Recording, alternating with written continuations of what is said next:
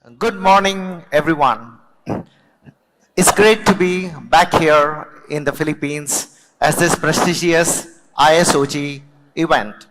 Today, I'm going to engage you on rethinking cybersecurity in the age of AI. So let's get started. How many of you here watched the Philippines team earlier this year? I'm sure you would have. It was an event and pride for Asia. But if you take a slightly different look and start comparing cyber and football, would we say that we are winning? You know the answer to that. Is cyber a game of chess? Is it about thinking 10 steps ahead, thinking what the enemy is doing and what we should do in terms of response? Or is it something totally different? If you look at the stats worldwide, it is pretty staggering.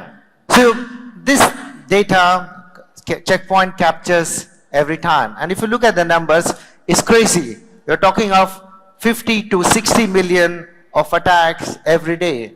Think of organizations that have to protect against this and come on top of it. Some of these attacks may not yet be at your doorsteps, but as an organization, you still need to manage, understand, and react in a way to be able to defend your entire organization. But if you look at a bit more of the data points, if you look at everywhere around the world, and you would have heard a lot of speakers before me talk about various attacks.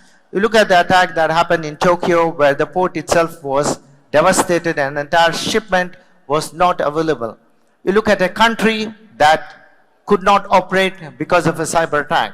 So the question is, are we losing the cyber war as a collective entity? So we looked at the problem slightly differently. We looked at it and asked ourselves, if we had a chance to go back to the drawing board, would we take the same approach?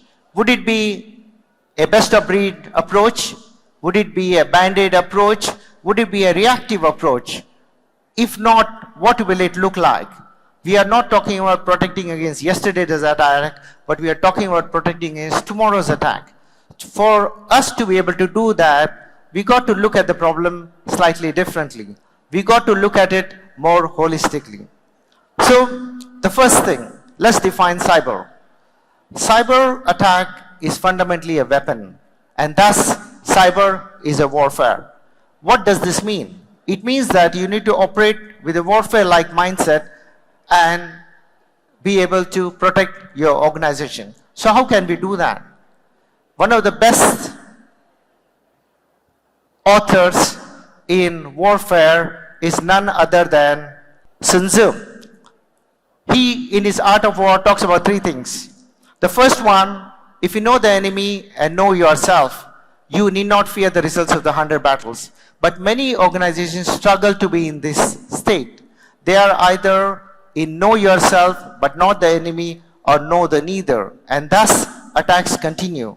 So how can organizations move forward and start looking at this problem slightly more differently?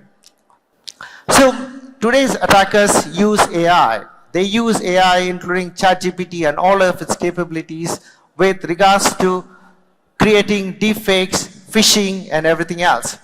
So it's not just about knowing the enemy, but understanding what the enemy is doing and evolving along with them at that speed. Now, as the enemy is attacking, are your security controls adapting at that same speed? It is not something that is manual or reactive. Post-COVID, data is everywhere. We heard a lot of speakers talk about the attack surface. The entire industry has moved to an information age where data is practically everywhere. How do you go about protecting such a large organization where information is everywhere? So let's think about a paradigm where all the global sensors that are deployed are actively able to take the information that they see, identify what is not normal. I'm not talking about identifying what is abnormal. I'm talking about looking at what is normal to the organization and then identifying and breaking that down to a way that can make sense. Means that security control is able to dissect that information, reverse engineer it, sandbox it, and go through a variety of things that could be done manually, and again feed that information to a central brain. That means that you're looking at data analytics powered with AI and ML and be able to give you an accurate prediction. The key here is the accurate prediction. Means that you'll be able to look after things that were not seen before and be able to defend against that. So let's look at as an example from our perspective what we have seen. So earlier this year we saw a remote access Trojan in Southern Europe. This remote access Trojan behaved a bit unique. So it was identified that, hey, we got to take a deeper look at it. So this information was then passed through a variety of decision-making engines that parsed it, that analyzed it, and the key point is that it came to a verdict. And this is the most and the hardest part. You see AI being talked everywhere, and AI cannot operate without good data and good analytics and ability to predict what it has not seen before. And the AI determined that, hey, this is something which is going to be a problem. And the key part here is that this information was then pushed to all security controls in 100,000 countries globally. And that information was pushed in less than 2 seconds.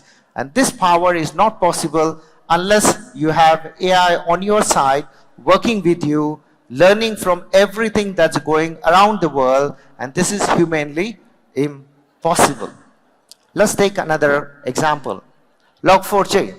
We have talked a lot about Log4j. You had heard a lot of CISOs struggling to manage Log4j. It was practically a crisis in many organizations.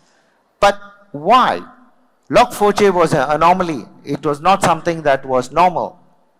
The way I described the approach earlier was also applied to Log4j, and we were able to protect close to 58 million of those attacks for our customers, thus giving them precious time back so that they can plan and not get into a crisis mode with regards to protecting their application. And it not only did that, it also identified all the possible permutations in the combination and started protecting against that even before those attacks took action.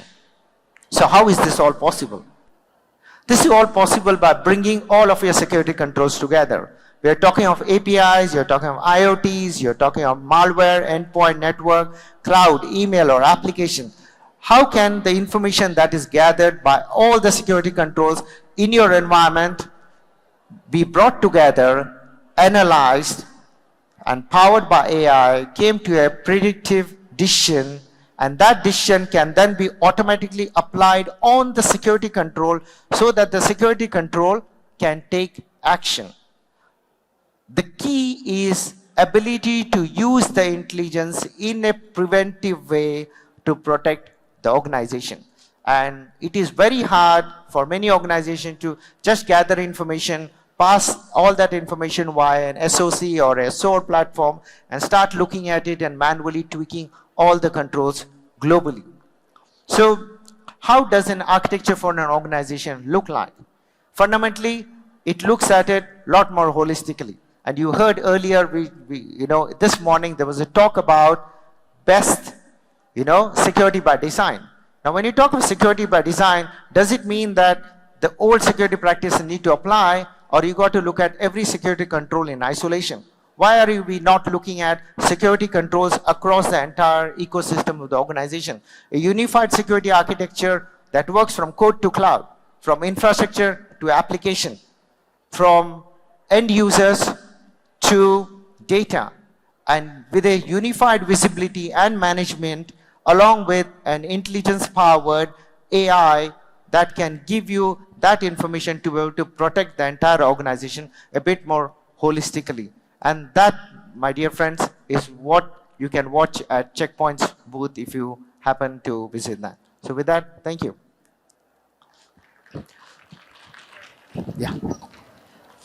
Thank you very much, Mr. Gullapalli, right there, for that transformative presentation from Checkpoint. And now just to summarize some of the things that he talked about, cyber attacks is really a weapon. Thus, cyber security is warfare. And he talked about, viewing the problem holistically. And are you asking the question, are you evolving faster than your attackers? And the way that you can actually answer that question is by knowing yourself and your attackers and using AI to adapt, respond to attacks faster at a larger scale. So thank you once again, Sir Vivek Gullapalli, for that presentation.